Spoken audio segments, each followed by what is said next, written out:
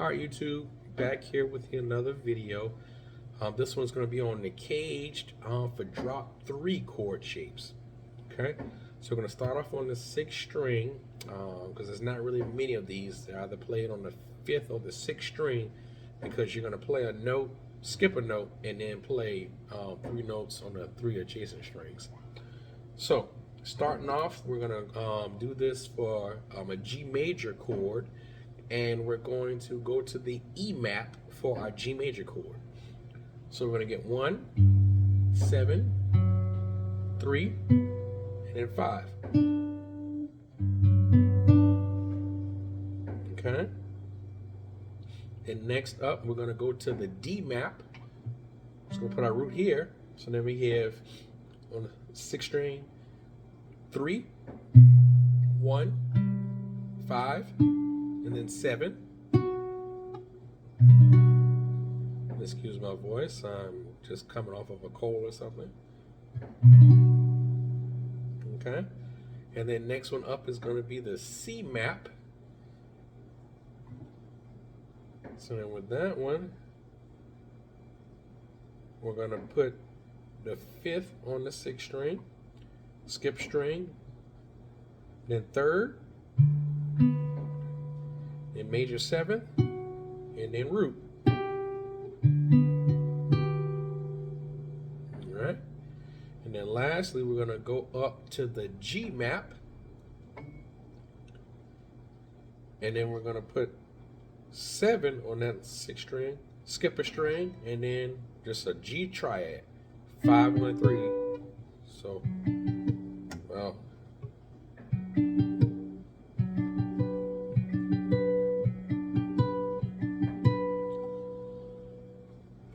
So you got all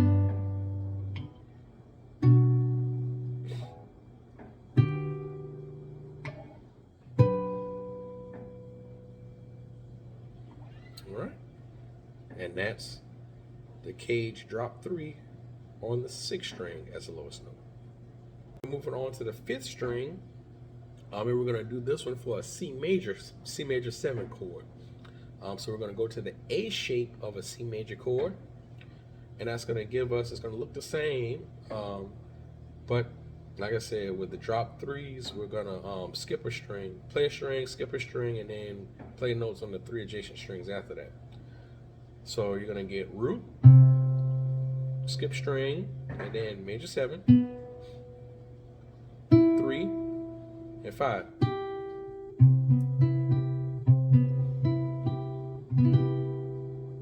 So like I was saying before, if you're doing your drop 2s, you can see the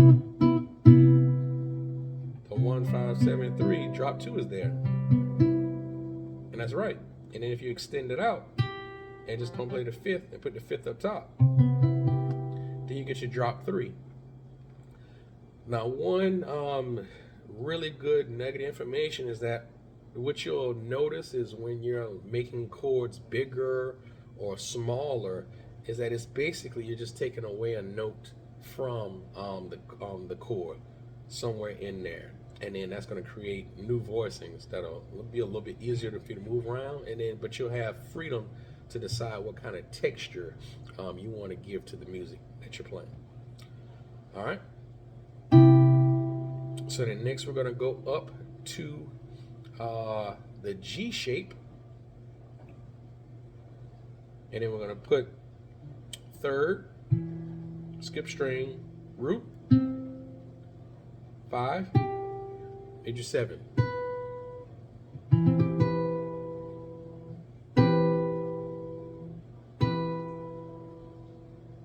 All right. And then we're going to go to, after this one,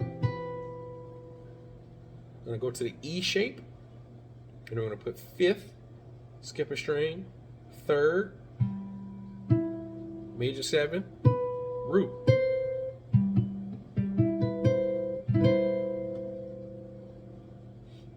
All right. And then lastly, we're going to go to the C shape. We're going to play major 7, and then that major triad on top. Up.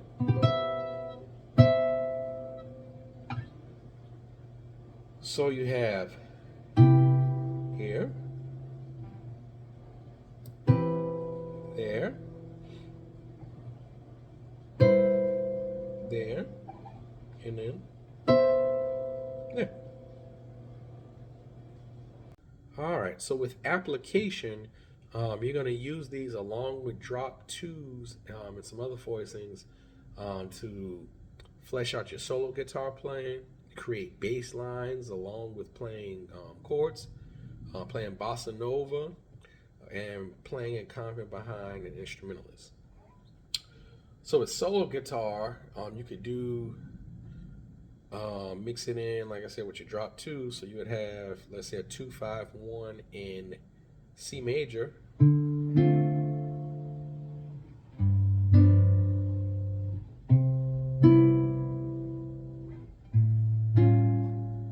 put the 6 on there, but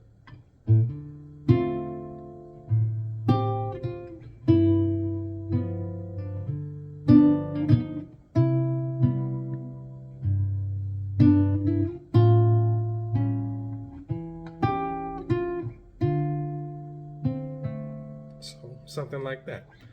Because you have that bass line that holds it down, that kind of helps fill out the sound, but also give you time.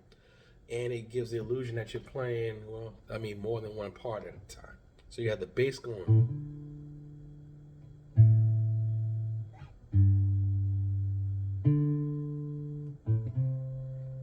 And then you have a chord that you can then place on top of that.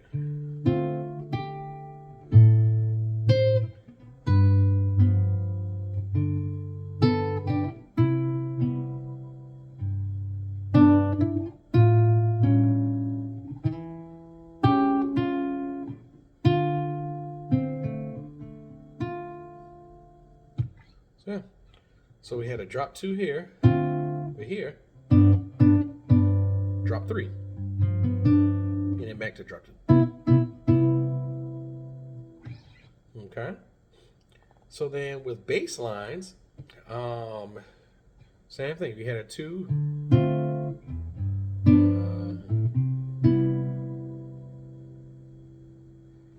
You could get a.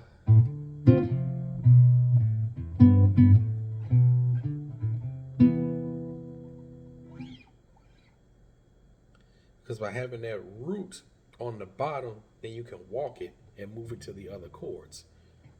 So same.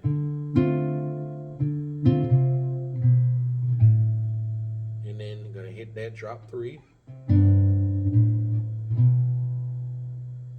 And drop-2.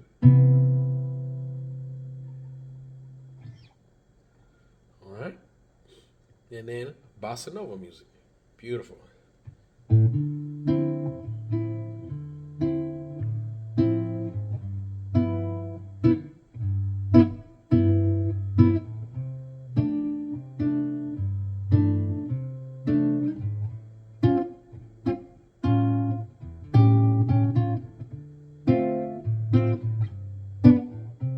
Oops.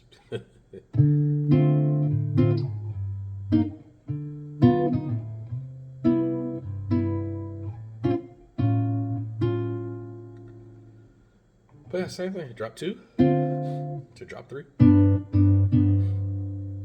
2. Drop-2.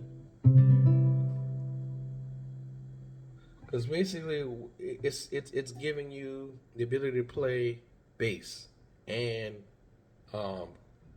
provide chords and provide some harmony at the same time. So you're doing 2 things, and that's going to be very helpful if you need to play like if there's not a bass player there.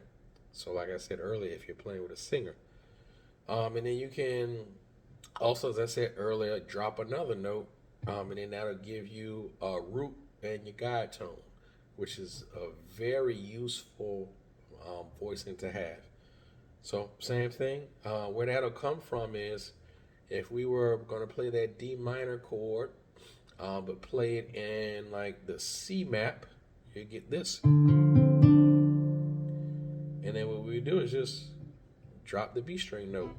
And you get 1, 3, I'm sorry, flat 3, flat 7. So flat 3 and flat 7 are your guide tones, and then your root.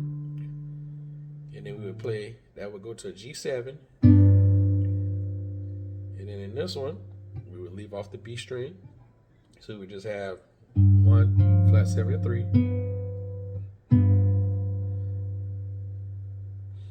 And then you can go to, go here. So this C major 7, 9. And then with this one, we would just leave off the B string note. And then you get 1, 3, and 7.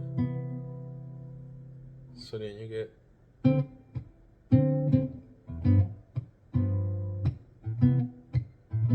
today.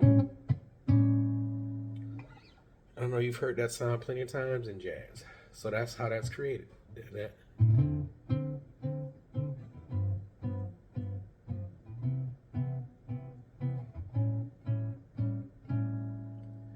And that's an excellent way to provide accompaniment to a situation where you don't have a bass player. It's just you, let's say, you and a saxophone player, a drummer or something like that, or you and violin, or you and a vocalist. Then these voicings with roots in the bass will give you a lot of mileage out of that. So I hope you enjoyed it. Don't forget to like, share, and subscribe if you found any value in this video. And I'll see you in the next one. Keep playing and have fun.